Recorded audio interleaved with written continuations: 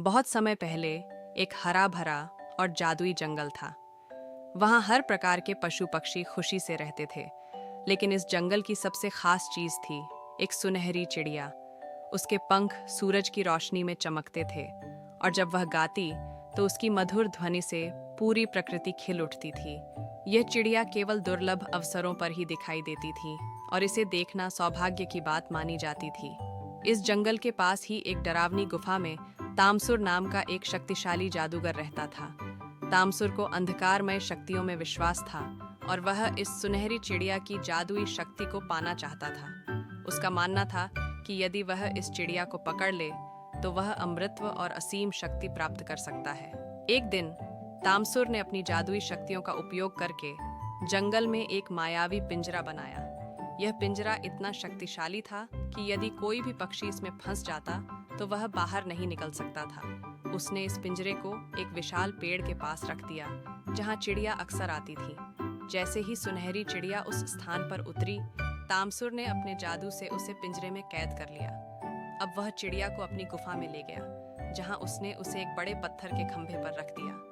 गुफा अंदर से अंधेरी और ठंडी थी। वहां कई जादुई प्रतीक उकेरे हुए थे जो तामसुर की काली शक्तियों का प्रतीक थे। चिड़िया ने डर के बजाय साहस दिखाया और अपने पंख फड़फड़ाए, लेकिन पिंजरा उसे निकलने नहीं दे रहा था। तामसुर ने चिड़िया से कहा, अब तुम मेरी हो, तुम्हारे जादुई गीत से मैं अनंत शक्ति प्राप्त करूंगा।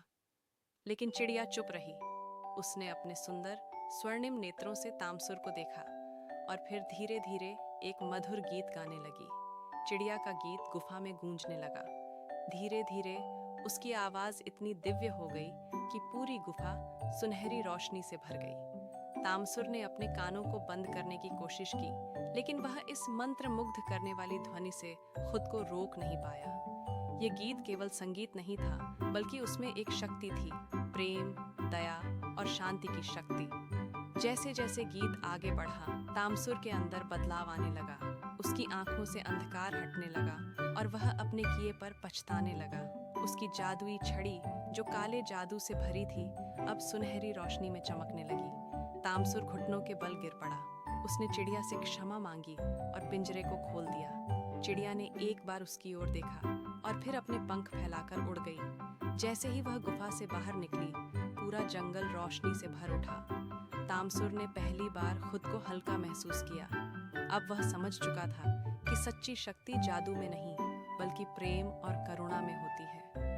वह अपनी गुफा छोड़कर जंगल में चला गया, जहां उसने बाकी जीवन अच्छे कर्म करने और पश्चाताप में बिताने का निर्णय लिया। कुछ समय बीत गया। सुनहरी चिड़िया अब जंगल में आजाद थी, लेकिन उसे लग रहा था कि उसका सफर अभी खत्म नहीं हुआ। उसे एक नई दिशा में उड़ान भरनी थी, जहां शायद कोई और मुसीबत इंतजार कर रही थी। चिड़िया ने अपने सुनहरी पंख फैलाए और खुले आसमान में उड़ चली।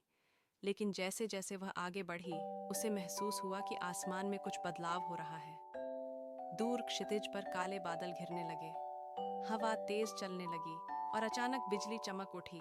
चिड़िया को समझ आ गया कि यह कोई सामान्य तूफान नहीं था। आगे बढ़ते हुए चिड़िया को एक रहस्यमयी रोशनी दिखाई दी। वह उसी दिशा में उड़ने लगी, लेकिन तूफान और तेज हो गया। बारिश की मोटी बूंदें गिरने लगीं और हवाएं इतनी शक्तिशाली हो गईं कि उड़ना मुश्किल हो गया। लेकिन चिड़िया रुकी नहीं। कुछ देर उड़ने के बाद चिड़िया ने देखा कि वह एक विशाल जादुई मंदिर के सामने थी, जो आकाश में तैर रहा था।